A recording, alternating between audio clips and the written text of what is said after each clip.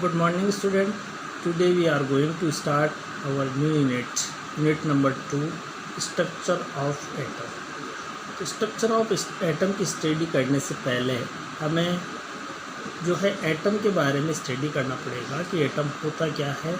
वैसे तो हमने प्रीवियस क्लासेस के अंदर जो है एटम के बारे में माइनर स्टडी की है, लेकिन यहाँ पर जो है हमको थोड़ा डिटेल में जाना है, इसलिए सबसे पहले हम एटम की डेफिनेशन देखते हैं। Atom is the smallest particle of an element which can take part in a chemical reaction. It may और मे नॉट एग्जिस्ट इंडिपेंडेंटली। यानी एटम जो है किसी भी एलिमेंट का स्मॉलेस्ट पार्टिकल्स होता है और ये किसी केमिकल रिएक्शन में टेक पार्ट कर सकता है। इसके बाद इट मे और मे नॉट एग्जिस्ट इंडिपेंडेंटली, या ये जो है एटम जो है इंडिपेंडेंटली एग्जिस्ट भी कर सकता है और नहीं भी। तो इंडिपेंडेंटली जो वर्ड्स लिखा है इसके लिए आपको थोड़ा ध्यान होना चाहिए कि हमारे पास बहुत सारी नोबल गैसेज होती है। देखिए नोबल गैसेज है helium, neon, argon, krypton, xenon and radon.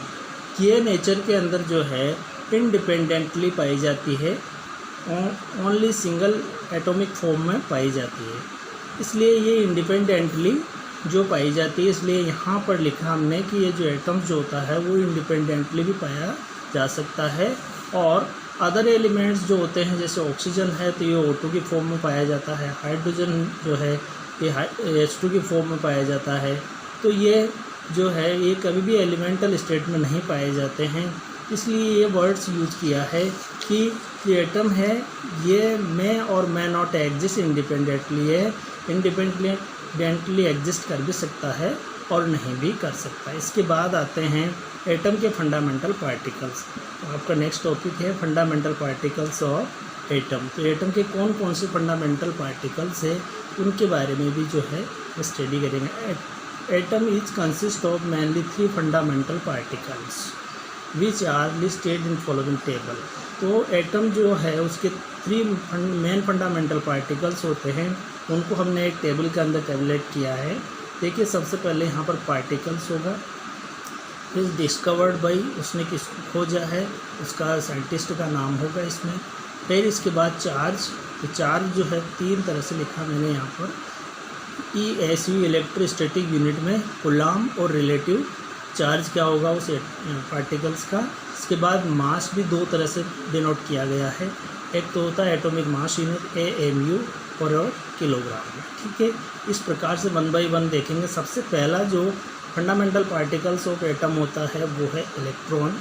इसको डिस्कवर किया था J.J. थॉमसन ने, और इसका इलेक्ट्रोस्टैटिक यूनिट जो है उसमें चार्ज होता है -4.8 × 10⁻⁻10, और कूलॉम में होता है -1.6 × 10⁻⁹ 19 कूलॉम, और रिलेटिव जो अगर कहें तो ये -1 होता है। इसके बाद जो है इलेक्ट्रॉन का जो मास है वो एटॉमिक मास यूनिट में 0.00054, और किलोग्राम में जो है 9.1 × 10⁻31 किलोग्राम जो है इलेक्ट्रॉन का केजी में यानी किलोग्राम में मास होता है। इसके बाद सेकंड जो पार्टिकल से एटम का वो था प्रोटॉन। इसको गोल्डस्टीन ने डिस्कवर किया था, और इसका जो ES चार्ज जो होता है ESU में +4.8 × 10⁻⁻10, और कूलॉम में जो है चार्ज होता है +1.6 × 10⁻⁻19 कूलॉम, और रिलेटिव अगर इसका जो चार्ज देखें तो वो +1 होता है। और इसका मास जो होता है प्रोटॉन का एटॉमिक मास यूनिट में 1.00727, और किलोग्राम में 1.673 × 10⁻27 किलोग्राम होता है। इसके बाद देखिए नेक्स्ट फंडामेंटल पार्टिकल से आपका न्यूट्रॉन। इसको जो है जेम्स चैडविक ने डिस्कवर किया था, और इसका जो ESU में चार्ज होता है वो 0, कूलॉम में भी 0 होता है, रिलेटिव इसका 0 ही लिया जाता है। इसके बाद जो है मास जो है एटॉमिक मास यूनिट में इसका होता है 1.00867, और किलोग्राम में होता है 1.675 × 10⁻⁻27 किलोग्राम। इस प्रकार से जो ये माइनर स्टडी है फंडामेंटल पार्टिकल्स की। इसके बाद देखिए एटम की स्ट्रक्चर को एक्सप्लेन करने के लिए बहुत सारे मॉडल्स और थ्योरियाँ दी गई है, उनके बारे में स्टडी करेंगे। तो एटॉमिक मॉडल्स पढ़ेंगे इसके बारे में। देखिए, to explain the structure of atom and the distribution of the charge particles in an atom following models and theories are proposed by the scientist which are given below as. यानी atom की structure को और atom में जो charge particles है, electron, proton और neutron, इनके distribution को एक्सप्लेन करने के लिए जो है वो सारे साइंटिस्ट ने अलग अलग थ्योरियाँ और मॉडल दिए, उनके बारे में स्टडी करेंगे। देखिए, सबसे पहला मॉडल दिया था थॉमसन मॉडल था। पहला मॉडल था थॉमसन मॉडल, जो जे थॉमसन ने दिया था। नेक्स्ट सेकंड था रदरफोर्ड न्यूक्लियर मॉडल। फिर इसके बाद थ्योरी दी थी मैक्सवेल इलेक्ट्रोमैग्नेटिक थ्योरी, मैक्सवेल ने दी थी। इसके बाद प्लांक क्वांटम थ्योरी, प्लांक ने दी थी। फिर फोटो इलेक्ट्रिक इफेक्ट जो है यहाँ पर इस थ्योरी से रिलेटेड है। और 6 जो है बोर्स एटॉमिक मॉडल है। ये जो है एटॉमिक मॉडल और थ्योरियाँ जो है एटम की स्ट्रक्चर और उसके अंदर जो चार्ज पार्टिकल्स होते हैं उनके डिस्ट्रीब्यूशन को एक्सप्लेन करने के लिए दिया गया था। देखिए, आपके सिलेबस में जो न्यू सिलेबस आया है, तो सिलेबस में बोर्स मॉडल से ही इसको स्टार्ट किया है, तो हम भी जो है वहीं से लेते हैं। ये तो इसका बेसिक था। सबसे पहले देखिए Bohr's atomic model. Bohr's model is applicable for hydrogen and hydrogen like species H यानी हाइड्रोजन He+ और Li2+, Be3+ एंड Na+10। इस प्रकार के जो एलिमेंट्स होते हैं यानी सिंगल इलेक्ट्रॉन सिस्टम जो होते हैं, उन्हीं के लिए बोर मॉडल एप्लीकेबल है। इस बेस्ड ऑन फॉलोइंग पोस्टुलेट्स। ये इसके बहुत सारे पोस्टुलेट होते हैं और इन पोस्टुलेट्स में इस मॉडल को एक्सप्लेन किया गया। तो एक बात ध्यान रखेंगे आप कि जो बोर मॉडल है वो hydrogen and hydrogen like species के लिए है, यानी सिंगल इलेक्ट्रॉन स्पीशीज़ के लिए ही एप्लीकेबल होता है। देखिए, सबसे पहले पहला जो पोस्टुलेट है उसमें बताया कि the electron in the hydrogen atom can move around the nucleus in a circular path of the fix radius and energy. यानी ये यहाँ पर ये न्यूक्लियस है और यहाँ पर ये इलेक्ट्रॉन है। तो ये जो इलेक्ट्रॉन है ये न्यूक्लियस के अराउंड जो है फिक्स एनर्जी लेवल के अंदर ही एक सर्कुलर पाथ में क्या कर सकता है, मूव कर सकता है। These paths are called orbit. और इन पाथ्स जो है ये, इन पाथ्स को, स्फेरिकल पाथ्स को या सर्कुलर पाथ को क्या बोलते हैं, ऑर्बिट कहा जाता है। इनको एनर्जी लेवल भी कहते हैं, इनको स्टेशनरी स्टेट भी बोला जाता है और इन्हें जो अलाउड एनर्जी स्टेट भी कहते हैं। These orbits are arranged concentrically around the nucleus and nucleus lies at center of the atom। और ये जो है एनर्जी लेवल है या फिर स्टेशनरी स्टेट जो है, ये न्यूक्लियस के चारों ओर कंसेंट्रिकली अरेंज होते हैं और न्यूक्लियस इनके सेंटर में एग्जिस्ट करता है। तो हाइड्रोजन एटम का जो यहाँ पर एक स्फेरिकल शेप बनाया है, उसमें यहाँ पर जो है न्यूक्लियस है। न्यूक्लियस के अंदर क्या होते हैं, न्यूट्रॉन और प्रोटॉन होते हैं। इलेक्ट्रॉन जो है वो इसके स्फेरिकल या सर्कुलर पाथ के अंदर क्या करते रहते हैं, मूव करते रहते हैं। इसके बाद देखिए सेकंड पोस्टुलेट्स में क्या बोला, the energy of an electron in the orbit does not change with time. यानी किसी भी ऑर्बिट के अंदर जो इलेक्ट्रॉन की एनर्जी है वो टाइम के साथ चेंज नहीं होती है। When the electron will move from a lower energy level to a higher energy level, then the required amount of energy is absorbed by the electron। यानी किसी भी ऑर्बिट के अंदर जो इलेक्ट्रॉन मूव करता है तो टाइम के साथ उस इलेक्ट्रॉन की एनर्जी जो है चेंज नहीं होती है। अब जब कोई इलेक्ट्रॉन जो है लोअर एनर्जी लेवल से हायर एनर्जी लेवल में जब जाता है तो वो एनर्जी जो है एब्जॉर्ब करता है। वाइल एनर्जी इज रिमिटेड और release when electron move from higher energy level to lower energy level. और जब इलेक्ट्रॉन हायर एनर्जी लेवल से वापस लोअर एनर्जी लेवल में आता है तो वो एनर्जी या तो इमिट करता है या फिर रिलीज करता है।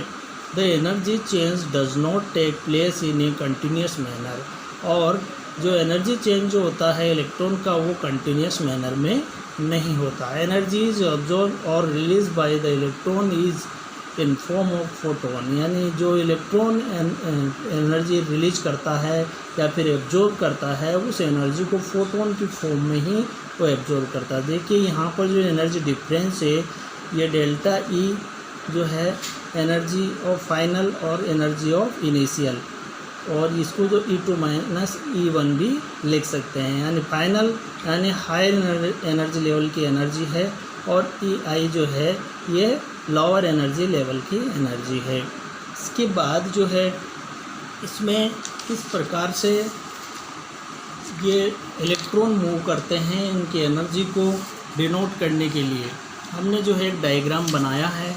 यहाँ पर देखिए ये डायग्राम है।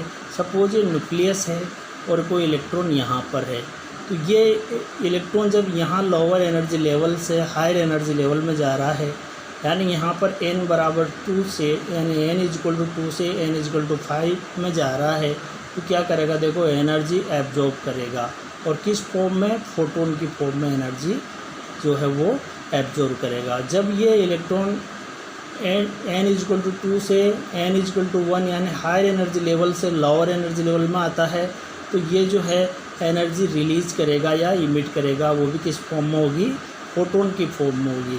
देखिए यहाँ पर n इक्वल टू 1 होता है, इसको ग्राउंड स्टेट बोलते हैं, और n इक्वल टू 2 होता है, इसको फर्स्ट एक्साइटेड स्टेट बोलते हैं, और n इक्वल टू 3 जो होता है इसको सेकंड एक्साइटेड स्टेट बोलते हैं, और n इक्वल टू 4 होता है इसको थर्ड एक्साइटेड स्टेट बोलते हैं। ऐसा ऑन आगे के लिए भी जितने जो है एनर्जी लेवल्स होंगे उनके अकॉर्डिंग इसको बोलते रहेंगे। देखिए यहाँ पर सबसे पहले हम बात करते हैं कि n इक्वल टू 1 से n इक्वल टू 2 में जब इलेक्ट्रॉन जाता है तो एनर्जी फोटोन के रूप में एब्जॉर्ब की जाती है। देखिए h न्यू फेस के n इक्वल टू 2 से n इक्वल टू 5 में जा रहा है तो h न्यू। यहाँ पर भी जो दो बार जो एनर्जी इलेक्ट्रॉन छलांग लगाता है, जंप करता है, तो देखिए यहाँ से n इक्वल टू 1 से n इक्वल टू 2 में गया, 1 फोटोन एब्जॉर्ब हुआ, फिर n इक्वल टू 2 से n इक्वल टू 5 में गया तो दूसरा फोटोन एब्जॉर्ब हुआ। तो यहाँ पर जो है 2 फोटोन ऑफ एनर्जी एब्जॉर्ब की गई बाय द इलेक्ट्रॉन। ऐसे ही अगर कोई इलेक्ट्रॉन जो है n इक्वल टू 2 से n equal to 4 energy level में जाता है तो यहाँ पर भी एक फोटोन एनर्जी एब्जॉर्ब की जाएगी। n इक्वल टू 4 से जब n इक्वल टू 5 में जाता है then again 1 photon energy absorb की जाएगी, और n equal to 5 to n equal to 7 में जब जाता है तो यहाँ पर भी 1 फोटोन एनर्जी एब्जॉर्ब की जाएगी। तो टोटल कितने फोटोन एनर्जी हुई? 1, 2 और 3। तो यहाँ पर लिखा 3 फोटोन्स एब्जॉर्ब, यानी 3 फोटोन जब एब्जॉर्ब करेगा इलेक्ट्रॉन तब वो n इक्वल टू 2 से n इक्वल टू 7 में पहुँचेगा।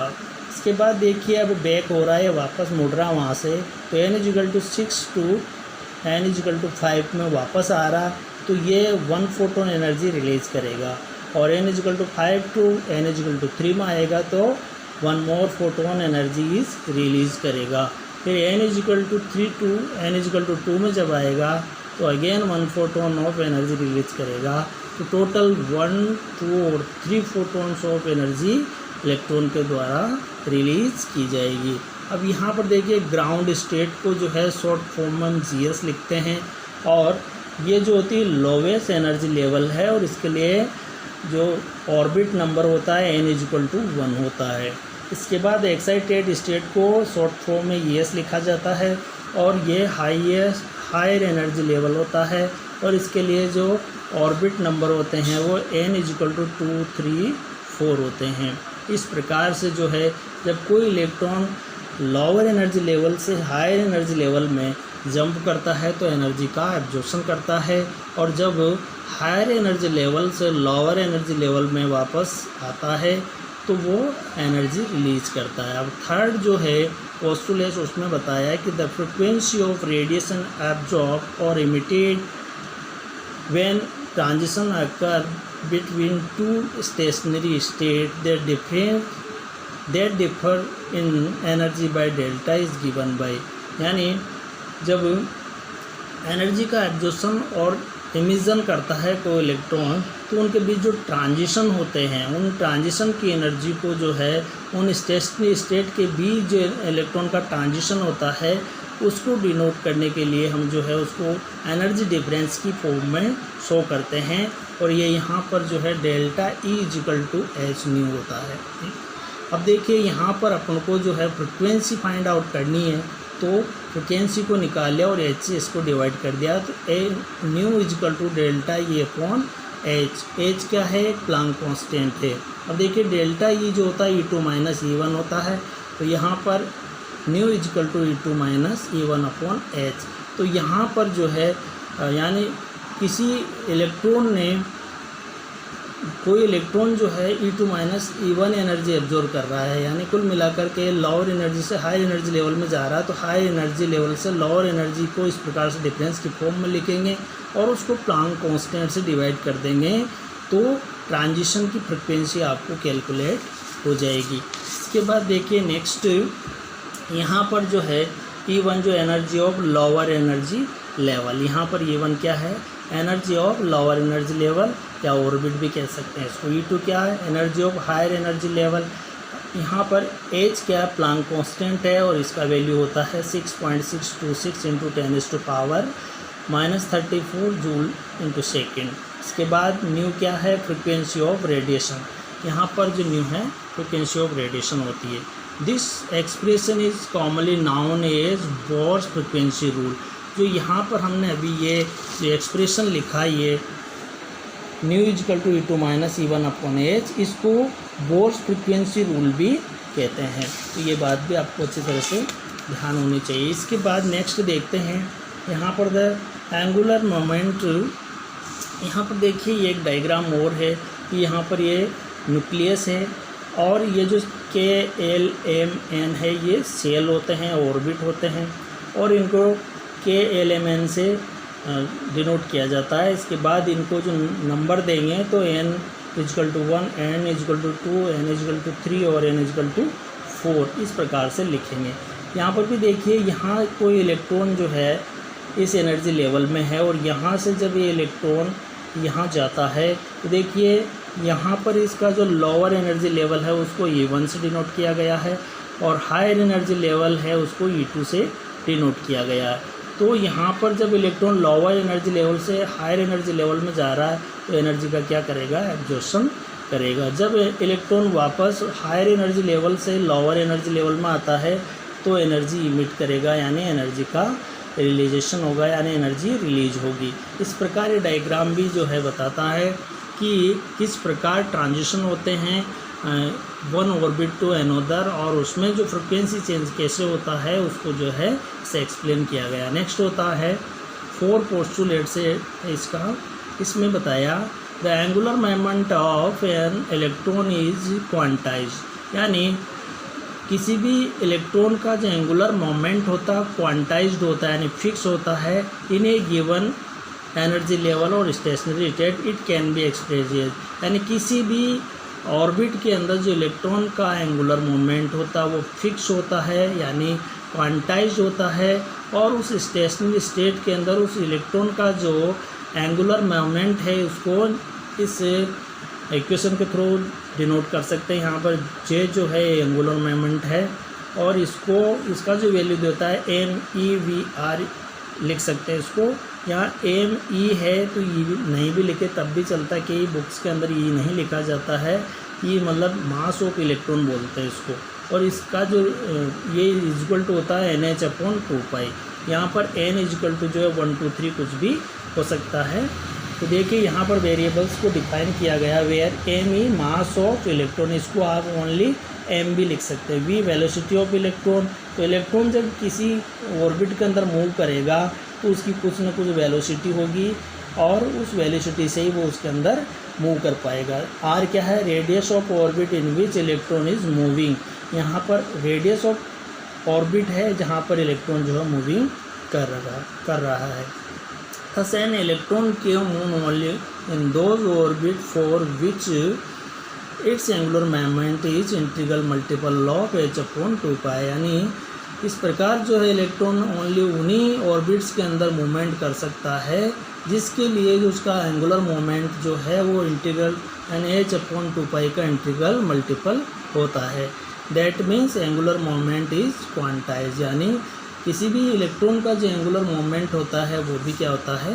क्वांटाइज्ड होता है। इसके बाद फिफ्थ पोस्टुलेट्स आता है और फिफ्थ पोस्टुलेट्स में क्या बताया देखिए, nuclear attractive force on electron is balance bye centrifugal force and centripetal force. यानी जब कोई यहाँ जैसे न्यूक्लियस है और ये कोई ऑर्बिट है, इस ऑर्बिट में इलेक्ट्रॉन क्या कर रहा है?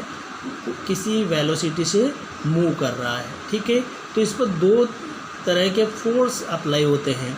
कौन कौन से? देखिए, ये जो इलेक्ट्रॉन है ये इधर न्यूक्लियस भी इसको अट्रैक्ट करेगा और ये इधर भी जो है आउटसाइड में जाने की कोशिश करेगा। तो इस पर दो फोर्स लगते हैं, F = ZE/r² और Fc = mv²/r। तो ये जो ZE²/r² है इसको बोलते हैं सेंट्रीफ्यूगल फोर्स, यानी force which is operated inside the nucleus. यानी इलेक्ट्रॉन पर जो फोर्स न्यूक्लियस की ओर लगता है उसको बोलते हैं सेंट्रीफ्यूगल फोर्स।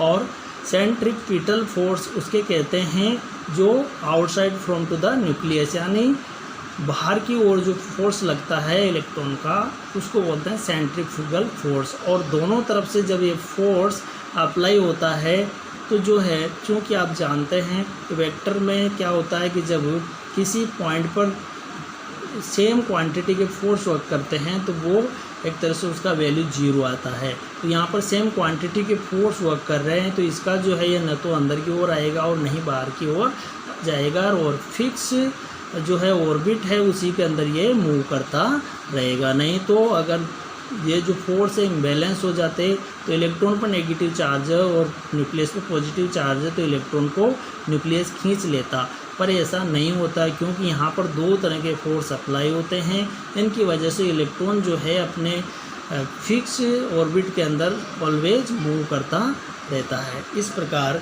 नेक्स्ट होता है 5 postulates। The stationary state for electron are numbered n = 1 2 3 और so on। These integral numbers are known as principal quantum numbers।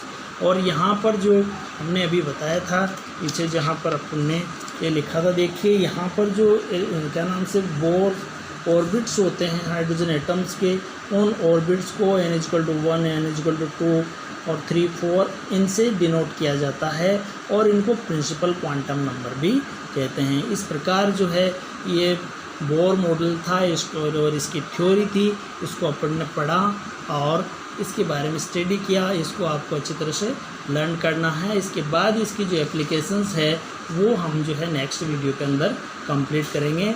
आज के लिए इतना ही बहुत है। Thank you very much.